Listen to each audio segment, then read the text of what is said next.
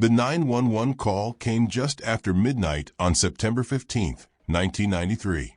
A young man's voice, barely coherent, screaming that his entire family was dead.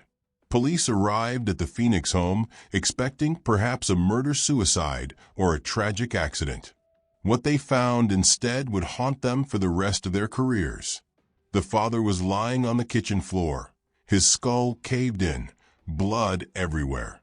A woman and her child were still bound to kitchen chairs, executed at point-blank range, positioned so they faced each other in their final moments. Upstairs, an 18-year-old girl had been sexually assaulted, stabbed repeatedly, and had her throat slit. The entire house reeked of gasoline. Someone had tried to burn it all down and failed. One detective who processed the scene became physically ill and quit the police force 2 years later. He couldn't forget what he'd seen. Veteran officers who'd worked homicides for decades called it the worst crime scene they'd ever encountered. This wasn't a random attack. This wasn't a burglary gone wrong. This was calculated, methodical revenge that played out over 7 brutal hours. And the killer had done it all because he believed someone in this house had stolen electronics from his apartment. His name was Richard Djerf. He was 23 years old. And on the morning of September 14, 1993, he knocked on the Luna family's door holding a bouquet of flowers. Patricia Luna was 42 years old, a mother of 3 who probably thought she was answering the door for a delivery that Tuesday morning. It was around 10 a.m. Her husband, Albert Sr., had left for work. Her daughter, Rochelle, was at school. Her oldest son, Albert Jr., known to everyone as AJ, wasn't home.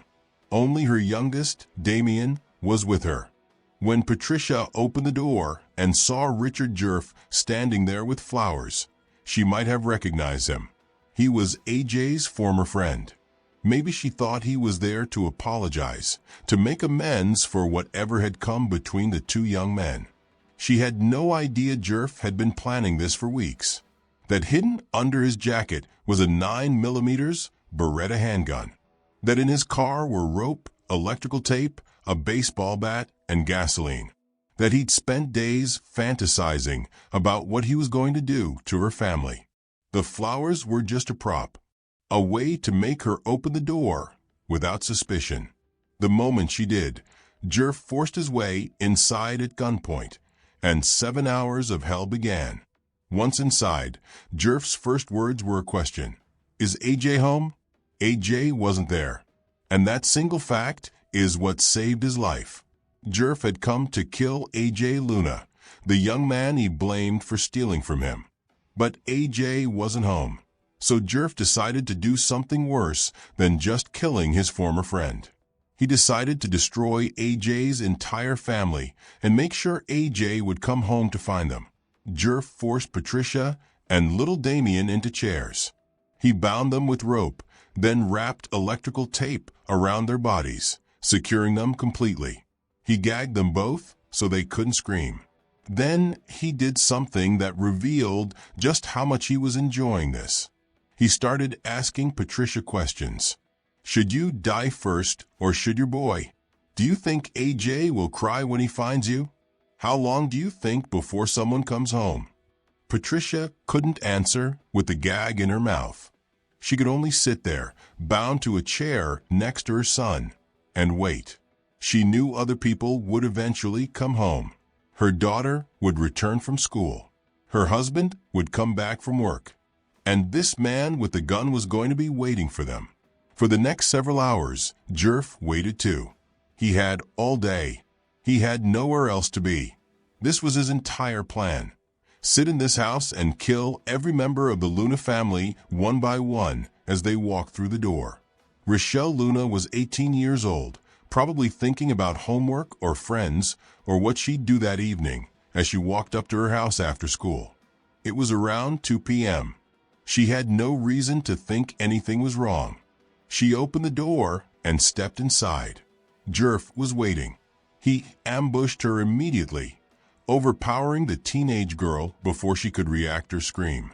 He dragged her upstairs to a bedroom, away from where her mother and little brother sat bound and gagged, forced to listen to the struggle above them. In that bedroom, Djerf tied Richelle up and gagged her just like he'd done to Patricia and Damien. Then he sexually assaulted her. When he was finished, he stabbed her multiple times in the chest. Deep, vicious wounds meant to cause maximum pain and terror. Richelle fought, struggled, tried to survive. But she was bound, and Djerf was methodical. Finally, he slit her throat. Richelle Luna bled out on her bedroom floor while her mother sat tied to a chair downstairs, listening to her daughter die and unable to do anything about it. When it was over, Djerf walked back downstairs. He approached Patricia, looked her in the eyes, and told her exactly what he'd just done to Richelle. He described the rape. He described the stabbing. He wanted to make sure Patricia knew, in detail, how her daughter had suffered. Then he sat back down and waited for the next person to come home. Albert Luna Sr. was 47 years old, a working man coming home after a long day. It was around 4 p.m. when he walked through his front door, probably calling out for his wife, wondering why the house was so quiet. Djerf was waiting with the gun. He forced Albert at gunpoint to crawl into the master bedroom. The father, realizing something was horribly wrong, but not yet knowing his daughter was already dead upstairs, complied. Maybe he thought if he did what the intruder wanted, his family would be spared. In the bedroom, Djerf handcuffed Albert Sr. to the bed frame. Then he picked up an aluminum baseball bat he'd brought specifically for this purpose. What happened next was savage. Djerf beat Albert Sr. with the bat, swinging it again and again at the father's head. The impacts shattered Albert's skull. Blood sprayed across the walls, the bed, the floor. The beating was so vicious, so sustained, that Djerf believed he'd killed the man. He removed the handcuffs from Albert's limp body and walked back to the kitchen, where Patricia and Damien remained bound to their chairs. He told Patricia he'd killed her husband. He probably described that too, wanting her to picture it, wanting her to feel the full weight of what was happening. But Albert Luna Sr. wasn't dead. Somehow, despite massive head trauma and blood loss, the father regained consciousness. And in what must have been a moment of pure desperation and rage, he found a pocket knife. He staggered out of the bedroom, probably barely able to see or think straight, and made his way to where Djerf stood. In the ensuing struggle, Albert Sr. managed to stab Djerf, actually wounding the killer. It was a father's last act of defiance, his final attempt to save what remained of his family. But it wasn't enough. Djerf, now wounded and bleeding, responded by stabbing Albert Sr. back. Then he pulled out the 9mm Beretta and shot the father. Once, twice, 3 times, 4, 5, 6 times. Albert Luna Sr. finally fell and didn't get back up. The father who'd fought to the very end was dead on his kitchen floor, blood pooling around him while his wife and youngest son watched, still bound to their chairs. Now there were only 2 left, Patricia and Damien, mother and son, still tied to kitchen chairs, still gagged, having witnessed or heard everything that had happened over the past 6 hours. Djerf had killed 2 people. He could have left. He could have fled. He'd already taken his revenge far beyond anything reasonable. But he wasn't done. What Djerf did next revealed something even darker than rage or revenge. It revealed someone who genuinely enjoyed causing suffering. He approached Damien, still bound to his chair. Djerf tried to snap the child's neck. The attempt failed. Damien, somehow, was still alive. So Djerf tried something else. He cut an electrical cord from a lamp, stripped the wires, and attempted to electrocute the boy. That failed too. Patricia, still gagged, could only watch as this monster tried multiple methods to murder her child, the last member of her family still alive besides her. Finally, Djerf decided to use the gun. But first, he had one more question for Patricia. He removed her gag so she could answer. Do you want to watch your kid die, or do you want your kid to watch you die? What Patricia said, if anything, isn't recorded. But Djerf's solution was to position them so they faced each other, mother and son, looking into each other's eyes. Then he shot them both in the head. 4 people dead. An entire family destroyed except for the one person who wasn't home. Which was exactly what Richard Djerf wanted. After spending 7 hours methodically murdering 4 people, Djerf tried to destroy the evidence. He grabbed containers of gasoline he'd brought and doused the house, pouring it over the bodies, across the floors, soaking everything. He turned on multiple burners on the kitchen stove. He placed an empty pizza box and a rag on the lit burners, hoping they'd ignite and start a fire that would burn the house down, destroying the crime scene and potentially making it look like an accident. Then he did something oddly calculated. He looked out the window and saw neighborhood children playing outside. He waited, watching them, until they moved away from the area. He didn't want witnesses to see him leave. When the coast was clear, Djerf walked out of the house of horrors he'd created and drove away in the Luna family's car. But the house never caught fire. Despite all the gasoline, despite the lit stove burners, the flames never spread. The pizza box smoldered, but didn't ignite enough to start the blaze Djerf wanted. The crime scene remained intact, waiting to be discovered. Albert Luna Jr., known as AJ, arrived home around midnight. He was 18 years old, probably tired, probably thinking about getting some sleep. He'd been out all day, completely unaware that his entire family had been murdered. The moment he walked in, he smelled gasoline. Strong, overwhelming wrong. Then he saw them. His father lying on the kitchen floor, skull-crushed, surrounded by blood. His mother and brother still bound to chairs, shot in the head, positioned so they faced each other. Both dead. He ran upstairs and found his sister. AJ Luna ran out of the house and called 911. When police arrived, even seasoned homicide detectives were shaken by what they found. Phoenix police officers, who'd worked violent crimes for their entire careers, said it was the worst scene they'd ever encountered. One detective who saw Rochelle's body in the bedroom became physically ill at the scene. He would quit the police force just 2 years later, unable to continue after what he'd witnessed that night. The images haunted him. No one could explain why he took it so far, investigators said later. The level of brutality was beyond anything they could comprehend. This wasn't just murder. This was torture. This was evil. So why did Richard Djerf do this? What could possibly justify or explain 7 hours of systematic torture and murder? Stolen electronics. That's it. That's the entire motive. Djerf believed that AJ Luna had stolen some electronics from his apartment. Maybe a TV, maybe a stereo, maybe some other equipment. Items probably worth a few $100s at most. Rather than call the police, rather than confront AJ directly, rather than simply cutting ties with his former friend, Djerf decided that the appropriate response was to exterminate AJ's entire family and make sure AJ came home to find them.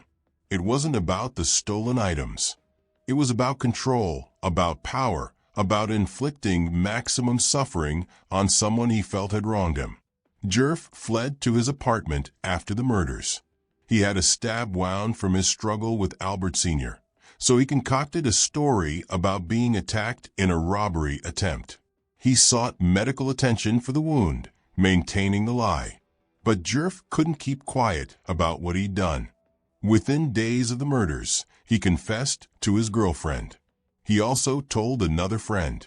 Whether he was bragging or seeking validation, or simply unable to carry the weight of what he'd done alone, those confessions sealed his fate. Police arrested Richard Djerf on September 18, 1993, just 4 days after the murders. When they searched his home, they found the stolen electronics. He'd killed 4 people over. They also found the 9mm Beretta handgun used in the murders. The evidence was overwhelming.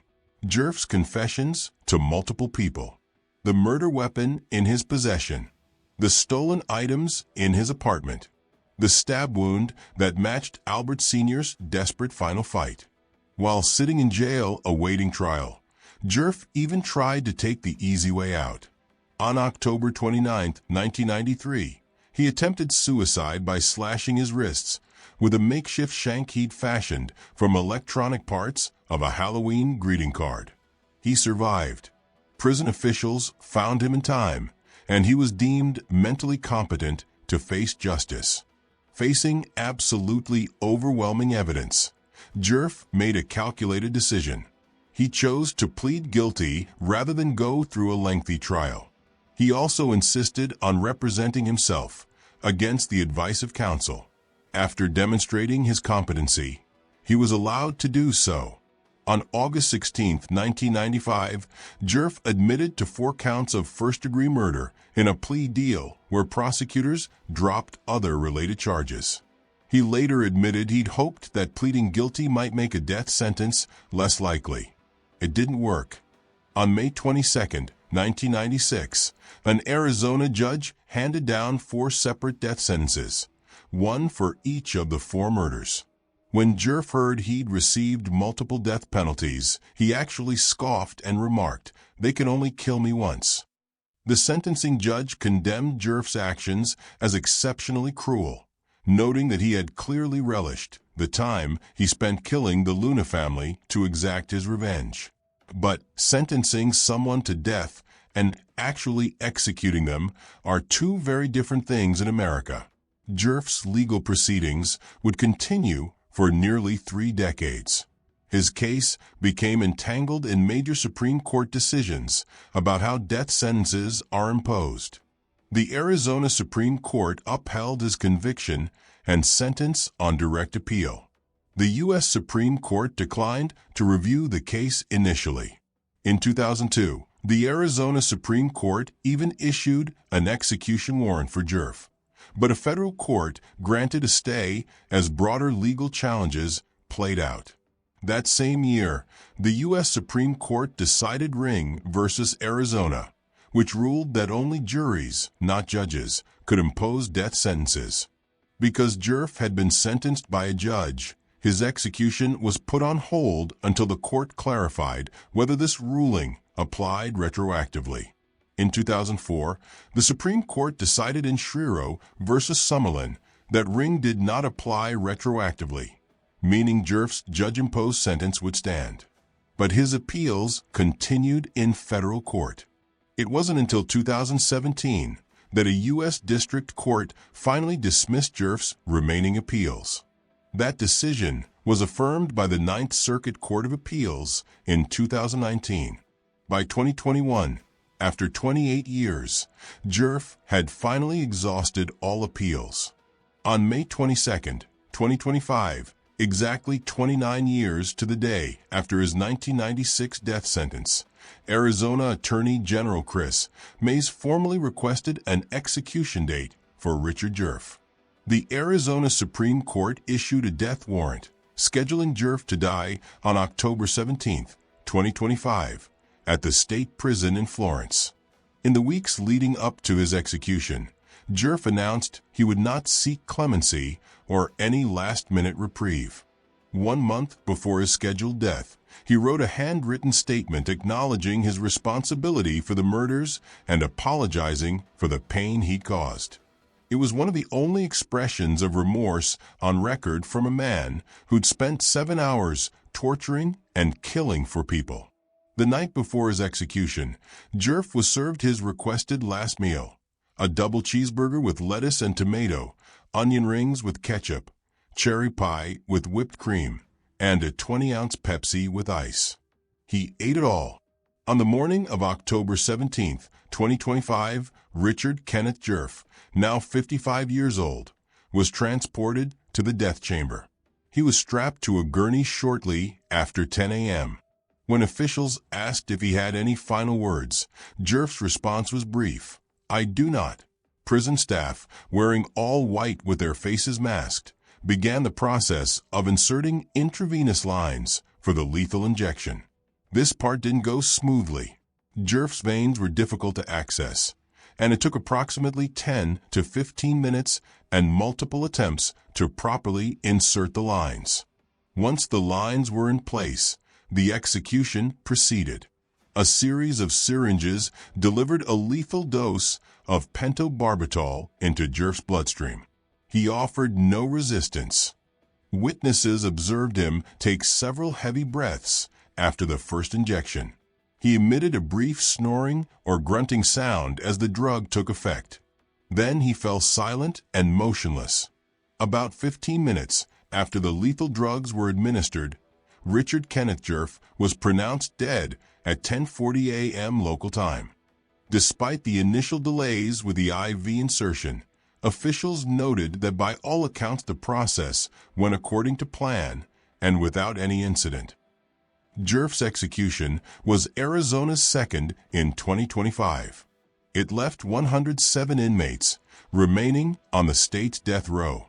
No members of the Luna family attended the execution.